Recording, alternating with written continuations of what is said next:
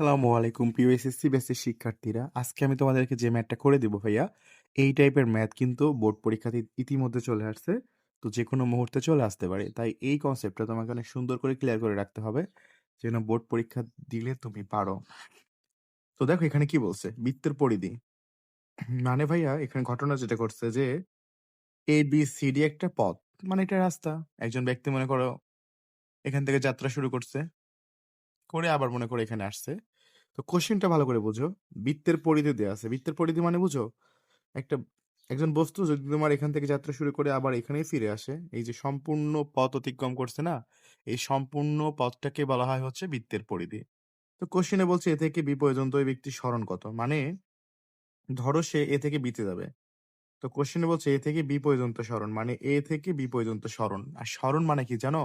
সরণ মানে হচ্ছে সরল রৈখিক দূরত্ব, মানে সরল রেখা বরাবর যে দূরত্বটা আছে না, সেই দূরত্ব। দেখো তো এ থেকে যে সে যদি বিতে এভাবে যায়, তাহলে কি সে মনে করো সোজা গেছে না বাঁকা গেছে বলো তো? সে কিন্তু সোজা যায়নি, সে গেছে বাঁকা। যেহেতু আমাদের সরল রৈখিক দূরত্ব লাগবে, সুতরাং এই যে এ থেকে বি মানে এই দূরত্বটা লাগবে। তো এখানে কোশ্চেন বলছে যে এটা বের করতে হবে। তো এটা আমরা কেমনে বের করব? তো এটা বের করতে গেলে আমার কোন কোন মান লাগবে দেখো তো। আমি যদি এটা একটা সমকোণী ত্রিভুজ চিন্তা করি ভাইয়া, তাহলে এইটা আমার হচ্ছে ভূমি, এটা আমার কি বলতো লম্ব, এটা আমার অতিভুজ, এটা ভূমি, এটা লম্ব, এটা অতিভুজ। তো কথা হচ্ছে আমি যদি এটা সাইন মানে অতিভুজ যেটা সূত্র দিয়ে করতে চাই, তাহলে আমার মান প্রয়োজন। কিসের মান প্রয়োজন? ভূমির মান প্রয়োজন, এই লম্বর মান প্রয়োজন। এই দুইটা মান যদি আমি জানি, তাহলে আমি এই বাহুটা বের করতে পারবো। তো এই দুইটা মান আমাকে বের করতে হবে। তো কিভাবে বের করবো সেটাই তোমাদের দেখাচ্ছে। দেখো যে আমরা জানি বৃত্তের পরিধি 2πr, এটা আমরা সবাই জানি। বৃত্তের পরিধি সমান কি হয় বলতো? 2πr হয়। প্রশ্ন মতে এখানে একটা পরিধি দেয়া আছে, আর প্রশ্নের ভিতরে একটা পরিধি দেয়া আছে। এই পরিধি সমান আমরা এই পরিধি লিখতে পারি। তার মানে প্রশ্ন মতে 2πr সমান লিখতে পারি 440। তো এখান থেকে আমরা আর বের করবো, তাহলে আর সমান কত হবে বলতো? এখানে 2π ছিল গুণ আকারে, পার হইলে ভাগ হবে। সব মিলে যেটা হবে, এখানে যদি ভাগ করো 70.03 মিটার হবে আমাদের হচ্ছে বৃত্তের ব্যাসার্ধ। তো ব্যাসার্ধ মানে তুমি বুঝো কি ভাইয়া? তো ফার্স্টে আমি দেখো পরিধি থেকে আর বের করছি। আর মানে কোনটুকু বলতো? একটু ভালো করে বুঝো। এই পুরাটুকুকে বলা হয় হচ্ছে তোমার ব্যাস, আর এই অর্ধেকটুকুকে বলা হয় পরিধি। মানে এটাও আর, এটাও তোমার আর। বুঝছো ব্যাপারটা? সম্পূর্ণ অংশটাকে বলা হয় 2r। 2r মানে ব্যাস, আর ব্যাসার্ধ হচ্ছে অর্ধেক। তার মানে আমার এই বাহুর নামও হচ্ছে আর, এই বাহুর নামও আর। এই হলো কাহিনী। তো আমরা এখান থেকে ফার্স্টে আর এর মানটা বের করবো এইভাবে সুন্দর করে। দেখো বৃত্তের পরিধি 2πr, আর এখানে একটা পরিধি দেয়া আছে। তো সুতরাং আমরা প্রশ্নের মধ্যে কি করতে পারি? এই পরিধি সমান এই পরিধি লিখতে পারি। বলা হয়েছে এবি পথে সরণ হবে এ বিন্দু এবং বি বিন্দুর সরল রৈখিক দূরত্ব। সরণ মানেই হচ্ছে সরল রৈখিক দূরত্ব। এই যে দেখো, এটা হচ্ছে সোজা দূরত্ব। তো আমাদের এটা বের করতে হবে, এইটা আর এটা আর। এখন বের করতে হবে এটা। খুবই সহজ। দেখো তো আমরা এখানে যেটা লিখছি দেখো, এ ও বি সমান 90 ডিগ্রি। এ ও বি মানে এই কোণটা তো অবশ্যই 90 ডিগ্রি সমকোণ। এবং বলা আছে দেখো ও এ আর ও বি সমান। কেন বলতো? এটাও ব্যাসার্ধ, এটাও ব্যাসার্ধ। বৃত্তের ব্যাসার্ধ সবসময় সমান হয়।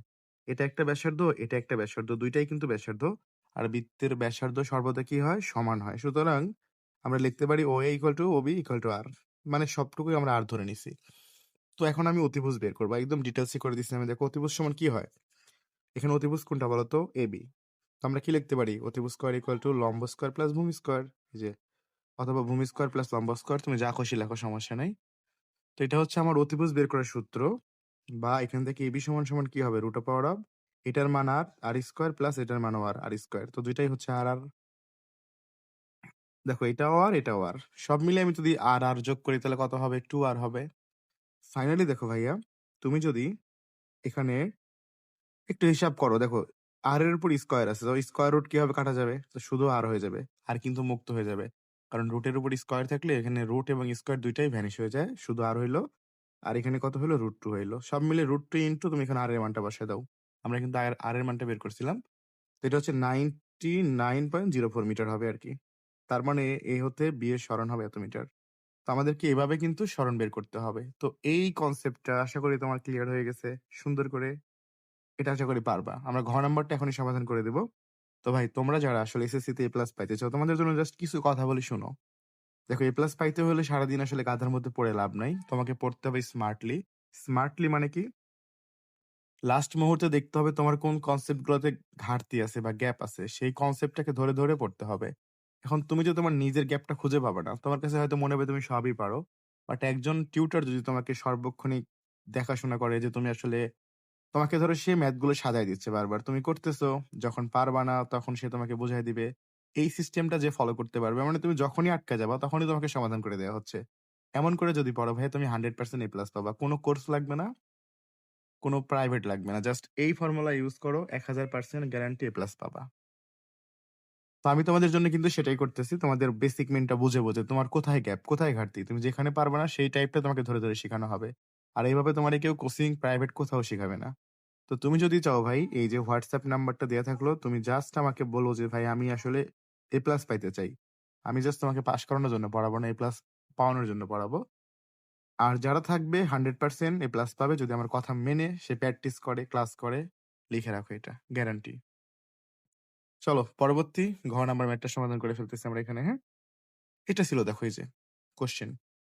দৃশ্যকল্প ২ অনুসারে ত্বরণ সময়ের লেখচিত্র অঙ্কন করে গতির বৈশিষ্ট্য ব্যাখ্যা করো। তো দৃশ্যকল্প ২ অনুসারে তো এই দৃশ্যকল্পে আমরা কয়েকটি স্টেপ দেখবো। এটা হচ্ছে সমত্বরণ। তুমি হয়তো জানো। যদি বেসিক মেইন না থাকে তাহলে আমারে বলিও যে নাই। এটা সমবেগ, এটা সমত্বরণ, এটাও সমত্বরণ, এটা সমমন্দন। এই স্টেপগুলো যে জানো না সে দয়া করে হোয়াটসঅ্যাপে নক দিও। এগুলো নিয়ে আমার ডিটেইলসে ক্লাস বানানো আছে। দেখলেই তুমি পারবা। দেখো, তো আমরা এখানে ত্বরণ সময় লেখচিত্র অঙ্কন করতে বলছে না? তার মানে আমাদের ফার্স্টে প্রত্যেকটা অংশ থেকে ত্বরণ বের করতে হবে। এই অংশ থেকে ত্বরণ, এই অংশ থেকে ত্বরণ, সবগুলো অংশ থেকে ত্বরণ বের করব। তো দেখো ফার্স্টে আমি লিখছি ও এ অংশে ত্বরণ। তো ও আর এ এই অংশটা দেখো তো কত সেকেন্ড অবধি গেছে? ৫ সেকেন্ড। তার মানে আমার ও এ অংশে টাইম হচ্ছে ৫ সেকেন্ড, টি সমান ৫। আর এ অংশ বরাবর যে বেগটা হবে মানে ও থেকে এ না, তাহলে ও এ যে বেগটা আছে এটা হচ্ছে ১ম বেগ। আর এতে যে বেগটা আছে সেটা শেষ বেগ। তার মানে এখানে ১ম বেগ কত আছে? 0 আর শেষ বেগ কত আছে? ১০। মানে আমার জাস্ট এই ২ টা নিয়ে কাজ করতে হবে। তো আমরা এখানে লিখতে পারি দেখো ইউ সমান 0, ভি সমান ১০। বুঝছো? কারণ এখানে দেখো আদি বেগ 0, শেষ বেগ ১০। ভাই এই মানগুলো নিশ্চয়ই তুমি ত্বরণের সূত্রে বসায় দাও। ভি মানে ১০, ইউ মানে 0, টি মানে 5। কাটাকাটি করলে এখানে হবে 2 মিটার পার সেকেন্ড স্কয়ার। তো আমার ফার্স্ট এর স্টেপে ত্বরণ বের হয়ে গেছে। দেখো এরপরে এবি স্টেপ যেটা আছে, এবিতে ত্বরণ 0। কেন? কারণ এবি হচ্ছে সমবেগ। ভাইয়া সমবেগে সারা জীবনে ত্বরণ হয় 0। এখানে ত্বরণ 0, কাহিনী শেষ। এরপর দেখো বিসি অংশ ত্বরণ। তো যখন আমরা বিসি অংশ ত্বরণ বের করব, বি হচ্ছে আদি বেগ, সি হচ্ছে শেষ বেগ। এটা হচ্ছে ইউ, এটা হচ্ছে ভি। তো এখানে বেগ কত আছে? ১০ আর এখানে বেগ কত আছে? ৩০। টাইম কয় সেকেন্ড দেখো তো? এই যে টাইম কিন্তু ভাইয়া ৫ সেকেন্ড, ঠিক আছে?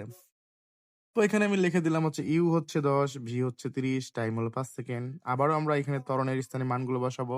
ভি ৩০, ইউ ৫, টি হচ্ছে ৫। মানে ইউ ১০ হবে, সরি। এখানে তুমি হিসাব করে দেখবা 4 মিটার পার সেকেন্ড স্কয়ার আসবে।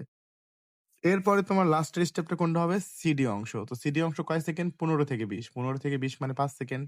তো সি অংশে যে বেগটা এবার সেই বেগটা হয়ে যাবে আদি বেগ। দেখো যেখানে এখানে ছিল ভি, বাট এবার সেটা হয়ে যাবে ইউ। তুমি যে ২ টা পয়েন্ট নিয়ে কাজ করবে না? ১ম পয়েন্টটা আদি বেগ, শেষ পয়েন্টটা শেষ বেগ। তাহলে এখানে ইউ আছে 30, এখানে ভি আছে 10। এই যে ভি দেখো 10 না 5 আছে। এই যে ভি দেখো 5 আছে। তো লাস্টের স্টেপে আমি যখন A4 বের করব তখন এই যে ইউ 30, ভি 5 আর টি হলো 5 সেকেন্ড। তো এখানে তুমি সুন্দর করে আবারও সেই ত্বরণের সূত্র লেখো। এখানে মানগুলো বসায় দেখো -5 মিটার পার সেকেন্ড আসবে। এভাবে তুমি প্রত্যেকটা স্টেপে ত্বরণগুলা বের করে নিবা। চিত্রটা অঙ্কন করে দিচ্ছি। তো আমাদের ১ম স্টেপে ত্বরণ ছিল 2, সেটা কয় ছিল? ৫ সেকেন্ড। তো ১ম ৫ সেকেন্ড ত্বরণ ছিল 2, এটা আমি অঙ্কন করে দিলাম। ওকে। তারপরে দেখো ত্বরণ কত ছিল? 0 A2। কত সেকেন্ড ছিল 0? ৫ থেকে ১০। তাহলে ৫ থেকে ১০ সেকেন্ড এভাবে নিচ দিয়ে যাবে। ঠিক আছে? এবং দেখো লাস্টে তার পরবর্তী ত্বরণ কত ছিল? ৪ ছিল। তো আমাদের ১০ থেকে ১৫ ত্বরণ ছিল ৪। সুতরাং এটা ৪ বরাবর উপরে উঠবে। দেখো এভাবে উপরে উঠবে। এখান থেকে এভাবে যাবে। তার মানে ১০ থেকে ১৫ ত্বরণ কত ছিল? ৪ ছিল। এবং ১৫ থেকে ২০ ছিল ত্বরণ হচ্ছে -5। তো এটা -5 বরাবর নিচে নামবে আর এখান থেকে এভাবে যাবে। তো এটাই হচ্ছে আমাদের ফাইনালি ত্বরণ সময় লেখচিত্র। বুঝছো? দেখো ১ম ৫ সেকেন্ড ত্বরণ কত ছিল? 2 ছিল। দেখছো ব্যাপারটা? তারপরে তো ত্বরণ 0 ছিল। তারপরে ত্বরণ ৪ ছিল। এজন্য ৪ পর্যন্ত উঠছে। কত সেকেন্ড অবধি ছিল? ১৫ সেকেন্ড, ১০ থেকে ১৫। আবার ১৫ থেকে ২০ ছিল কত? -5। তো -5 বরাবর নিচে নামছে। তো এটাই হচ্ছে আমাদের ফাইনালি ত্বরণ সময় লেখচিত্র। তো আশা করি তোমরা পুরা ম্যাথটাকে ক্লিয়ার ভাবে বুঝতে পারছো। না বুঝলে আমারে বলিও।